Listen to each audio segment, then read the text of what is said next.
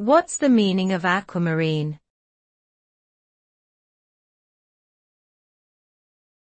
Aquamarine.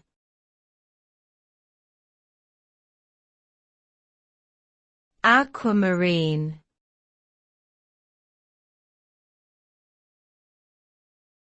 Aquamarine.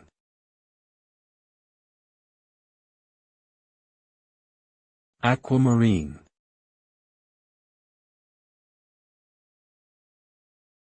Aquamarine is a color that sits between green and blue on the spectrum.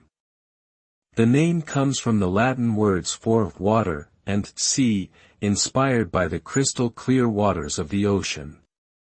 As a gemstone, aquamarine is a pale blue-green colored beryl with a hexagonal shape. It is often used in jewelry and is believed to have calming and soothing properties.